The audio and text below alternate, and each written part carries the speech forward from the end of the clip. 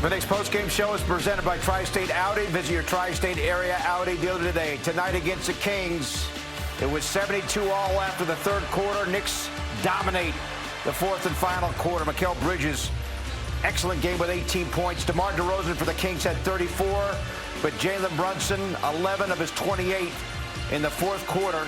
And the Knicks now have won 3 in a row as they beat the Kings. Final count, 103-87, a 16-point win for the Knicks.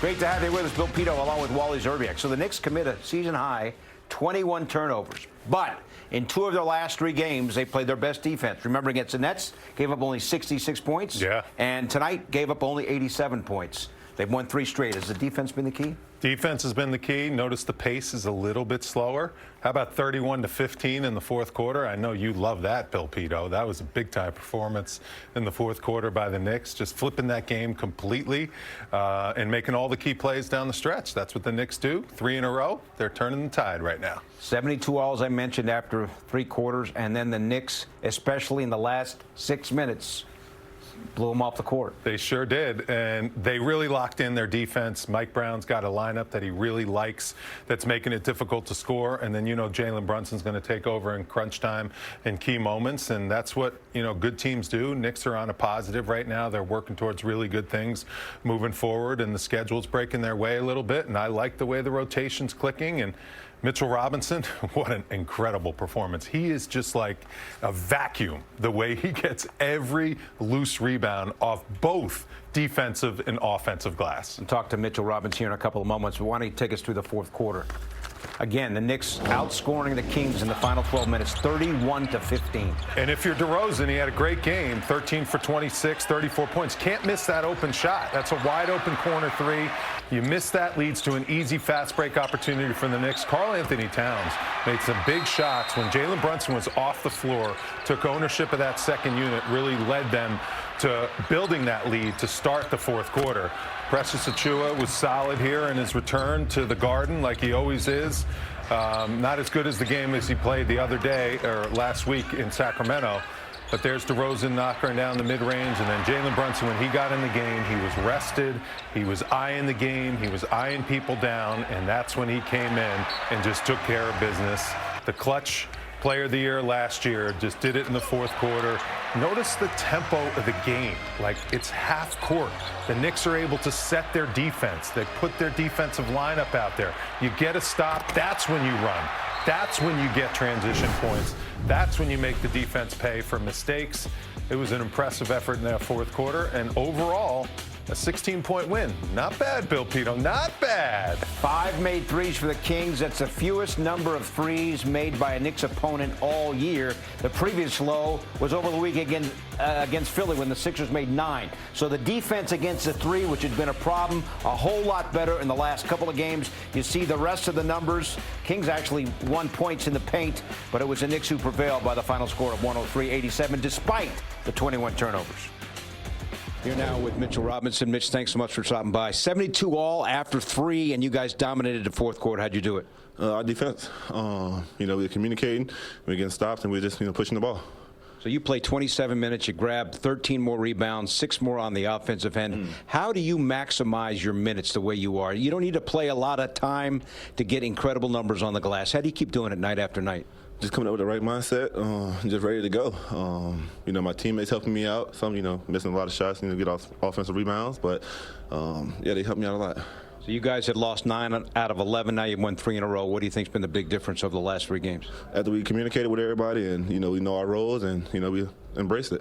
Mitch, thanks so much for dropping by. Congrats on another great game. Thank you. Wally, against Philly over the weekend, Robinson led the team plus 14, led the team again tonight plus 25 in 27 minutes of playing time. I mean, this is really this is amazing.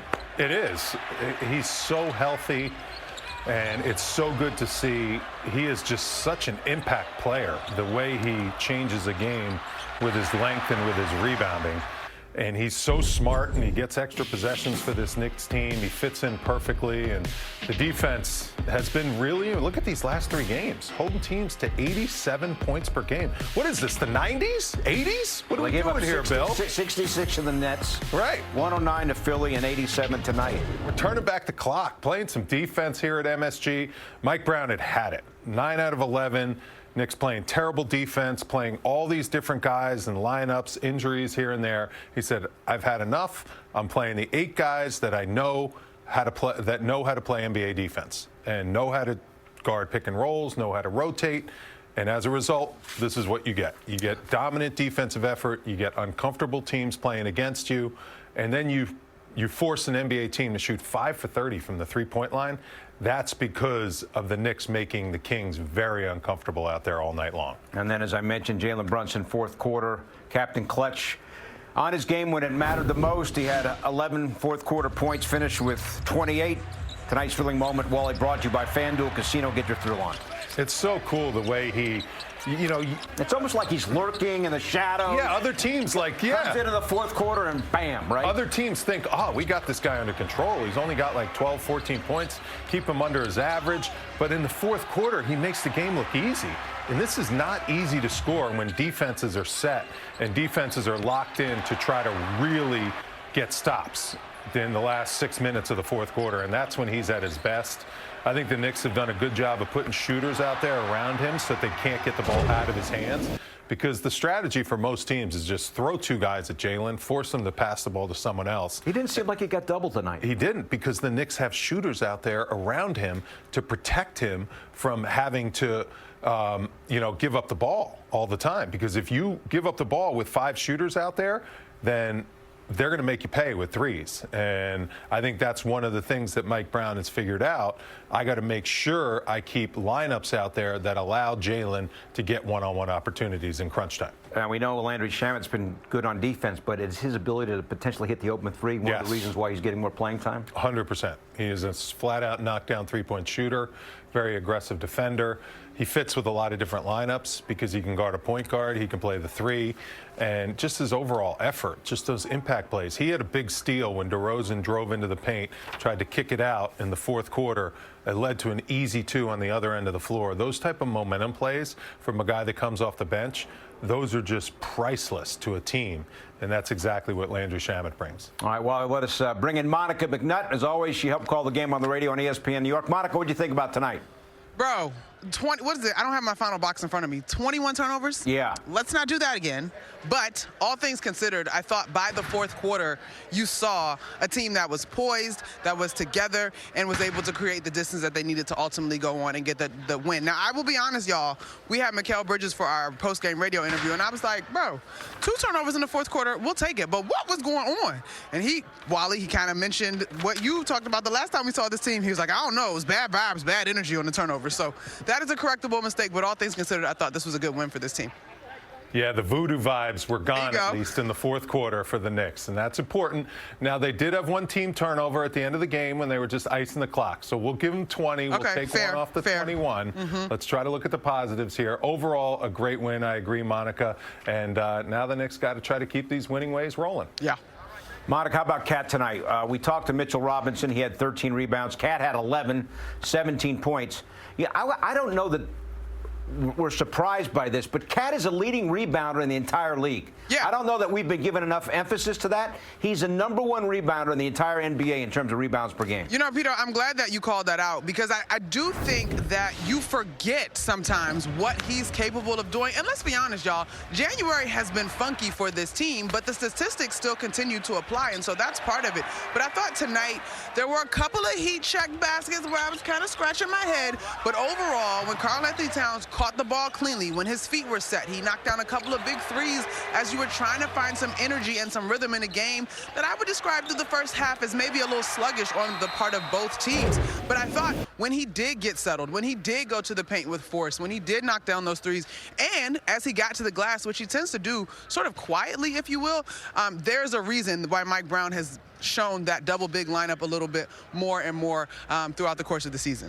I love the double big lineup, Monica. Honestly, I think in that fourth quarter, the way Mitchell Robinson is playing defensively, the way his mobility is really good in pick and rolls, and then when you can put both of those guys out there, get away with it on the defensive end of the floor, because Mitch is so good defensively, and then offensively, you just pound teams on the glass. Just extra possession after extra possession. Those are the back-breaking possessions that I think really hurt the Kings and ended up being the difference in the fourth quarter. All right, Monica, thank you. Have a safe trip to Toronto. We'll talk to you tomorrow night. Knicks at the Raptors. Sounds good. Thanks, guys. Remember your passport. I got it.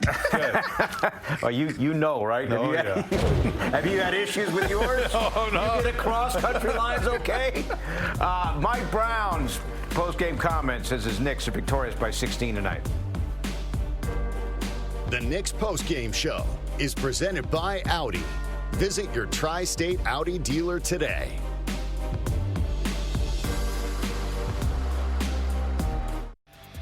Welcome back, everyone. The Knicks beat the Kings tonight, 103-87. They are now 28-18 on the season.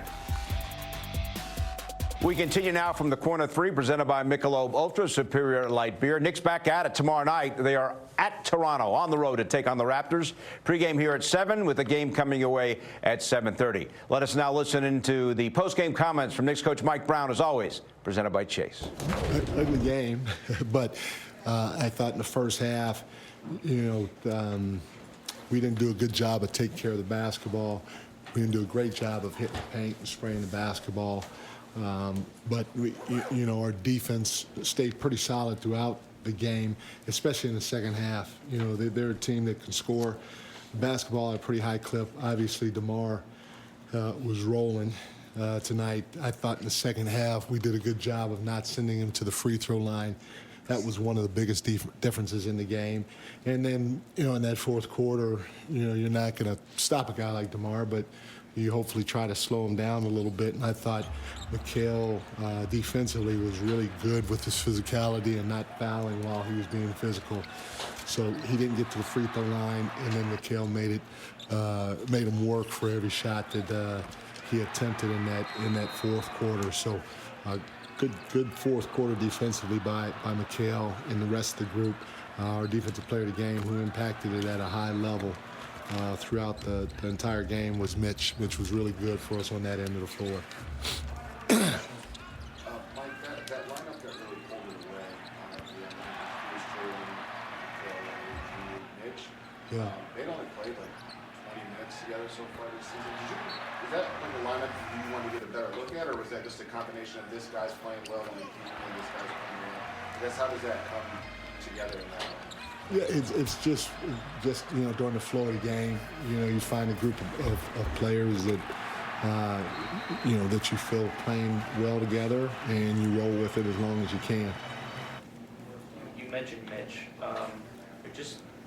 You always talk about his impact off the bench, but how key was it today? I guess lethargic for 3 quarters. Yeah, no, it was huge. He brought a level of energy, especially defensively, to the table that helped us get over the hump. We scored 103 points.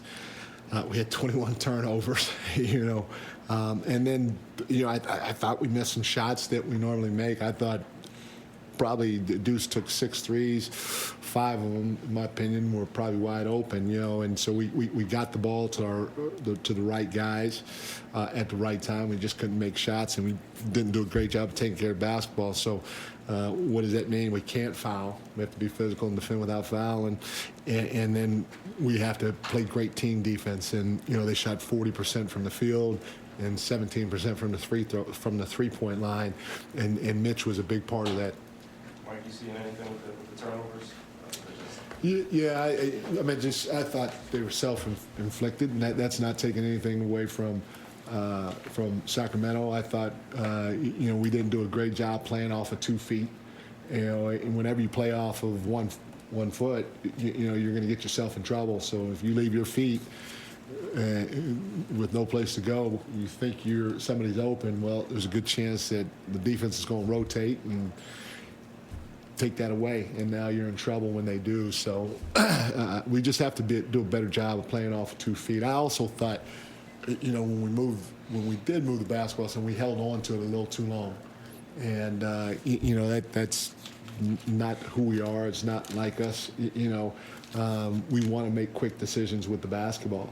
And we didn't do a great job with that tonight. But like I said, our guys found a way to get a win.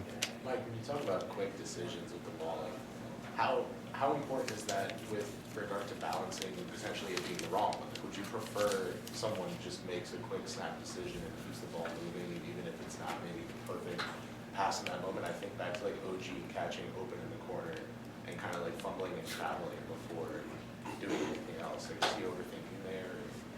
No, and what I mean by it is when the ball hits your hands, if you're open, shoot it. I want our guys to let it fly. We got great shooters on the team, and if somebody's closing out, you just got to feel the closeout. If you feel like a guy's coming at you hard, it doesn't matter. Once you decide to snap drive, boom, go.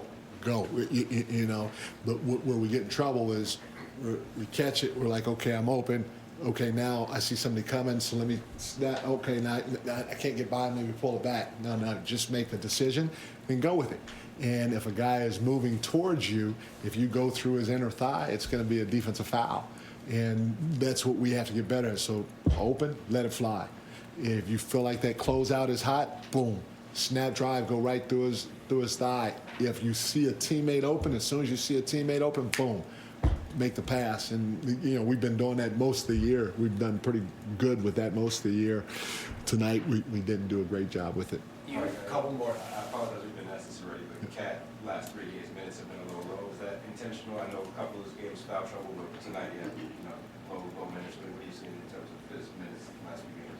Well, I know at the end of the game, we had a group out on the floor and it was playing well, and it's a tight ball game, and so I just rode that group to the end of the game. So, which I've done before, but he went. I think we had Deuce out there who wasn't a starter, and Mitch out there who's not a starter. So, again, we need to get the win. And the biggest thing was, Mikal, was at 37. But other than Mikal, everybody was at decent minutes, especially knowing we got a game tomorrow. Welcome back, everyone, as the Knicks beat the Kings 103-87. They've now won 3 in a row. In Sacramento earlier this month, remember, the Knicks began the night, Wally, shooting 1 of 19 from 3. That was the half. Right. The whole half, first half. Much better start tonight. Yes. Up by 10 after the first quarter. Mikal Bridges, who had only 9 points against Philly Saturday, had 9 of his 18 in the first quarter. Really helped the Knicks early in the game tonight. And he was 3 for 16. Very uncharacteristic. He's a 50-40, 80% three-point shooter, so he's a high percentage efficient shooter. You're going to have an off night like that. But what I loved about it is he didn't let it affect him. The first couple possessions, he looked to be aggressive. The team looked to get him involved, and he stepped up. He started the game 4 for 6, hit a couple big threes, helped the Knicks get that lead in the first quarter, and that's what great players do. They don't let a bad game linger. They bounce back the next game out. That's why there's 82 games on the schedule, and it's a marathon, and it's not a sprint. And Mikal Bridges had a nice performance, always really solid, and I think as the team's playing better overall team defense, he's an elite defender. He's also stepping up his defense also, which is a big part of why the Knicks have been dominant defensively the last couple games. All right, so Bridges with the excellent start had the 9 first quarter points, finished with 18. And we've talked about Mitchell Robinson. We had a chance to talk to Mitchell Robinson, but he is in rarefied air. Leads the league in offensive rebounds per game. He had 6 more tonight. He averages before tonight 4.9 offensive rebounds per contest. Look at what he's done in January. He hasn't played in back-to-back games. The Knicks have a big one tomorrow night at Toronto. We don't know if Mitch maybe will play. Regardless, the management situation, the load management plan for him has worked perfectly. For the most part, he's been healthy. And in reduced minutes, playing about 25 minutes a game. Yeah. Lately he's been playing in that range. He has been dominant. 26 minutes tonight, and when he's out there, they're impactful minutes, and that's the big part. I mean, he's a dominant rebounder league-wide, and he's not even starting, and he's not even playing starter minutes. That just goes to show you how effective he is. And for him at this point, it's very important to keep him playing this amount of time out there on the floor, because having dealt with injuries, when you overstress your body, when you play a little bit more minutes than your body's comfortable in handling, that's when injuries creep up on you. And I know Mitch doesn't want that. I know the team doesn't want that. He's too important to the team. So the way they're managing him and the way they're being smart is just very valuable for this team moving forward. Because when he's healthy, he's going to make a big difference the rest of the season in the playoffs. It seems like the sweet spot for him in terms of minutes is about 24, yes. about half the game, right? Yeah, 25 minutes is perfect. And when he and Cat have played together, they've been very effective. I agree, and that lineup can be very scary for opponents. And we knew it was going to take a little bit of time, Mike Brown implementing his system and those two guys getting comfortable out there together. But Mike Brown has done it in the past with other teams playing big lineups, and they're starting to figure it out.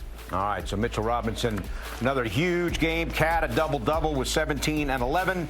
And the Knicks beat the Kings tonight, 103-87. The Knicks postgame show is presented by Audi. Visit your Tri-State Audi dealer today.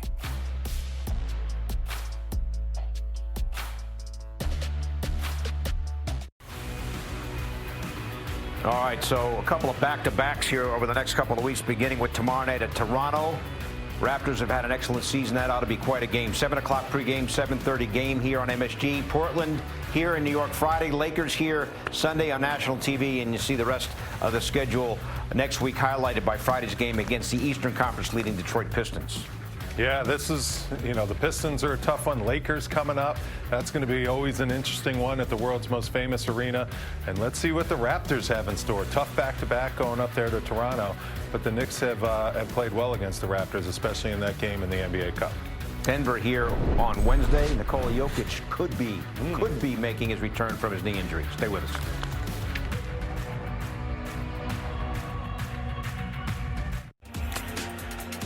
Knicks win tonight. Be careful out there. It's been said before. It will be said again. When it's icy, it's dicey. Knicks rolling tonight. Tomorrow night, back in action. They'll be at Toronto. Pre-game here at 7, game at 7:30. And also stream our coverage on the Gotham Sports App. Want more than just a post-game show? Link your eligible TV subscription to stream Knicks games free or subscribe today in the Gotham Sports App. Just go to gothamsports.tv to learn more.